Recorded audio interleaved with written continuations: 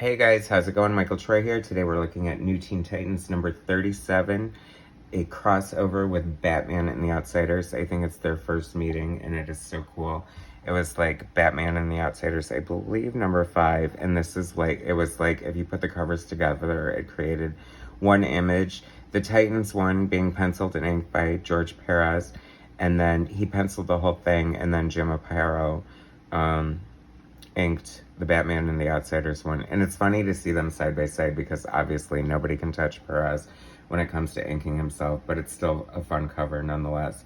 And I loved seeing Perez draw my beloved Batman and the Outsiders because they're already my beloved Teen Titans. And it's funny because I hated when Perez, like anyone other than Perez, drew the Teen Titans, but I love when he draws other characters. Funny how that works. Look at his little signature. I love George Perez's signature. This is fun. I love this. I love the Zipatone. Dr. Light looks so cool before Brad Meltzer ruined him in that horrible miniseries. Anyway. Classic Teen Titans here. I love it. Just packed with detail. Oh, Marv Wolfman writer, George Perez layouts. Interesting. Romeo Tanghal embellisher. So, I often say this about John Byrne, and when they say layouts, it's like basically they're not doing line weights. Nothing is super defined. They're indicating but where the characters are. They're not filling blacks.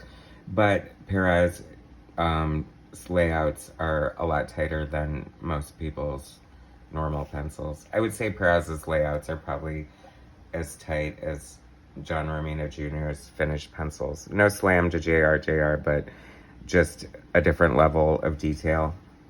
Anyway, this is like the perfect splash page for so many reasons. First, it has the splash page. I love Gizmo from the Fearsome Five. And it has the Titans group shot and the Outsiders group shot. It's like that dramatis personae sort of like roll call that I love so much. It would be, oh, okay, it has their names there. And it's not covering the art, so good on you, Perez, for your design. It was always like such great design in his art. He's such a great storyteller. You know, now that I'm flipping through it, it does look a little looser than normal for Perez, but it definitely has his, figures and faces and things like that. I love it. He's just doing loose layouts, so of course he's only going to put 3, 6, 8 panels on a page, because that'll save time. Shimmer, I think her name was Shimmer. She could transmutate items in her brother Mammoth with her unfortunate little Orphan Annie wig. Like, what the hell? But then she's like sexy as hell aside from that. Interesting dichotomy.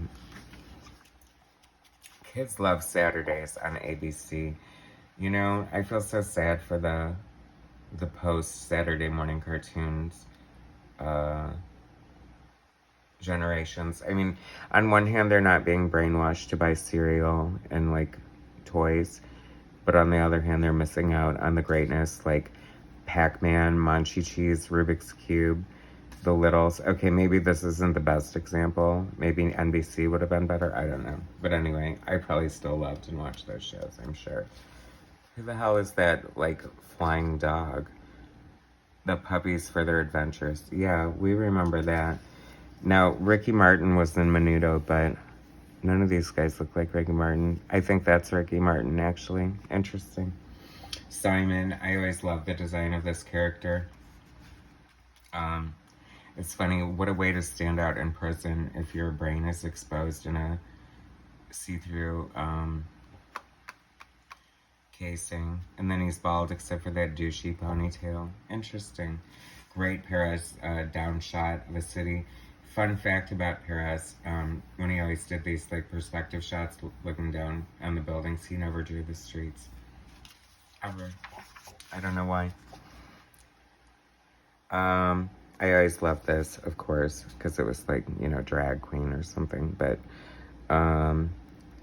just the way Perez tells stories. I mean, like, he always keeps it interesting and imaginative, and I love that this panel is like flows. I mean, even though it sort of breaks up the flow, like, of the page a little, I mean, it's not so confusing, but I love that he's walking, like, through 2 panels. That's kind of fun.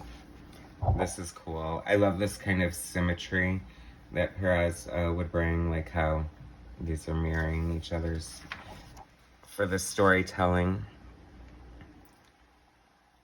And of course, oh my god, the beloved Titans Tower. Nobody, you know, in addition to nobody being able to draw the Titans like Perez drew them, nobody could draw Titans Tower like Perez drew them either.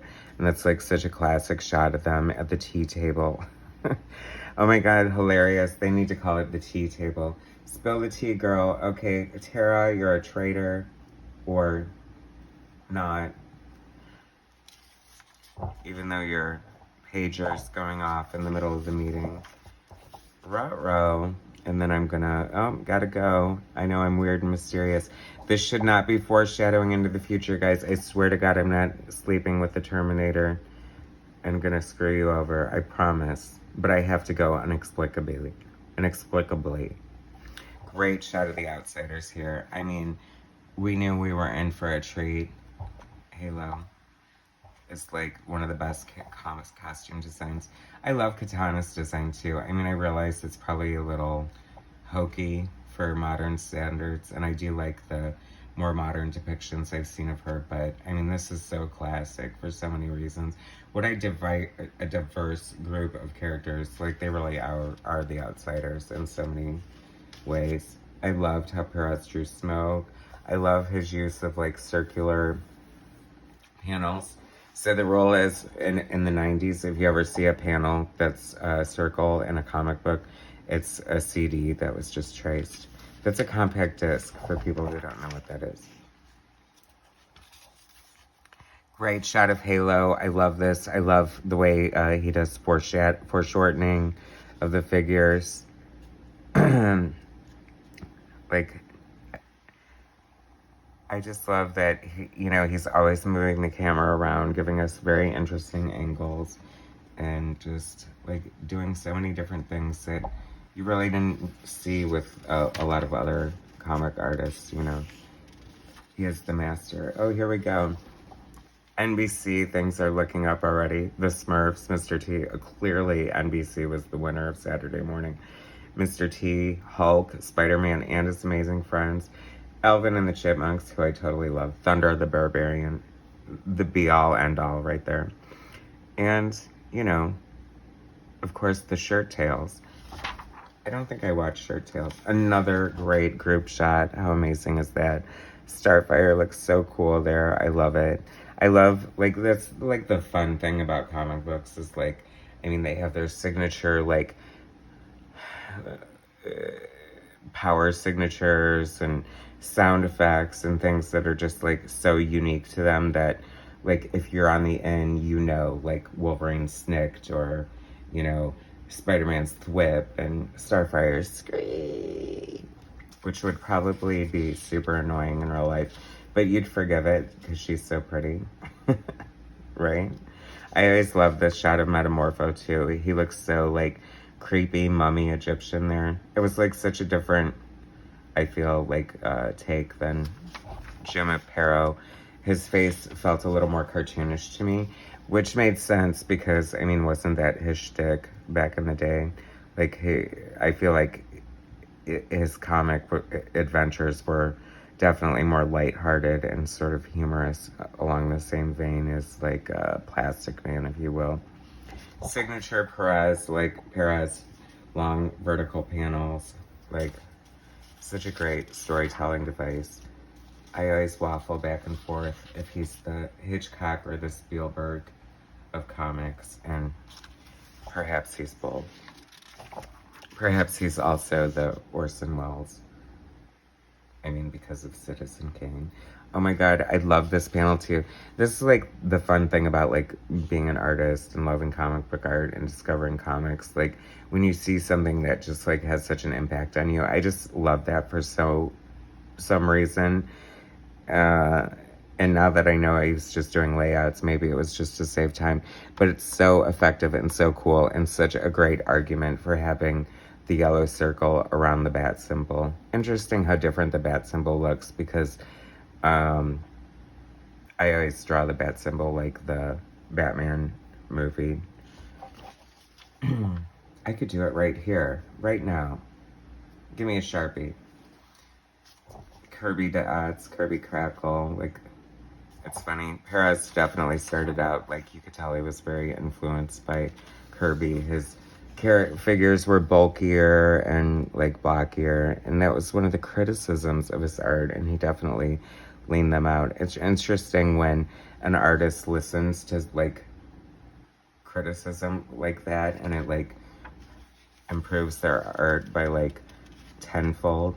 Because, you know, there is that ego, but I think a good artist worth his salt is able to, you know, take a criticism and improve on it. And of course, everyone's a freaking art critic anymore.